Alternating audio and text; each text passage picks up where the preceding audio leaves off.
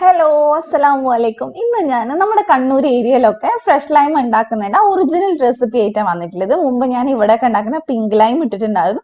ഒത്തിരി പേര് അത് ട്രൈ ചെയ്ത് നല്ല ഫീഡ്ബാക്ക് തന്നിട്ടുണ്ട്. അപ്പോൾ ഈ ലൈം എന്ന് പറയുന്നത് സിമ്പിൾ ആയിട്ടുള്ള റെസിപ്പിയാണ്, പക്ഷെ ഓരോ സ്ഥലത്തും കുറച്ച് വ്യത്യാസങ്ങളൊക്കെ ഉണ്ട്.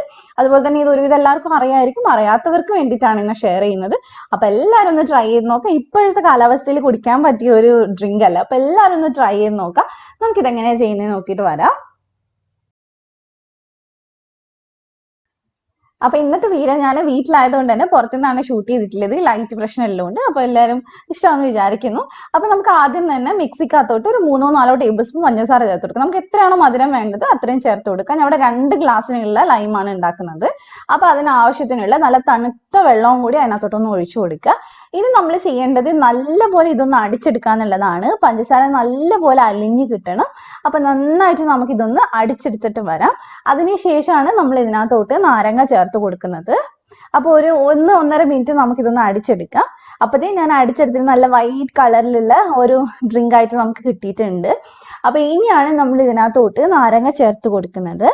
നാരങ്ങ നമ്മൾ ഒരു നാരങ്ങയാണ് 2 ഗ്ലാസ്സിന് എടുത്തിട്ടുള്ളൂ കേട്ടോ. അത്യാവശ്യം വലുപ്പമുള്ള നാരങ്ങ തന്നെയാണ്.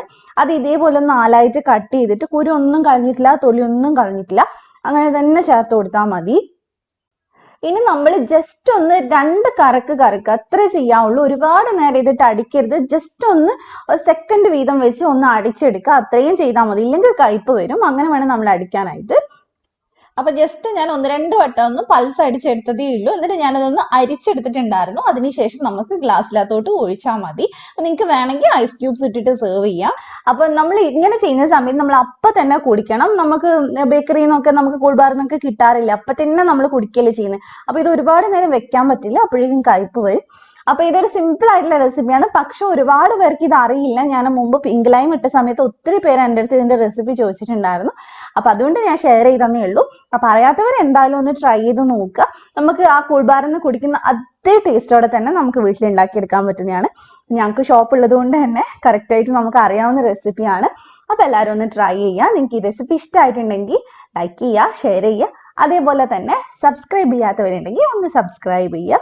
എന്നിട്ട് തൊട്ടടുത്തുള്ള ബെല്ല് ക്ലിക്ക് ചെയ്തിട്ട് ഓളും കൂടെ ക്ലിക്ക് ചെയ്യുക. എന്നാലേ ഞാൻ വീഡിയോസ് ഇടുമ്പോൾ നോട്ടിഫിക്കേഷൻ വരുള്ളൂ. അപ്പം മറ്റൊരു കിടക്കും വീഡിയോ ആയിട്ട് നമുക്ക് നാളെ വീണ്ടും കാണാം ഇൻഷാ അല്ലാ. Thank you for watching.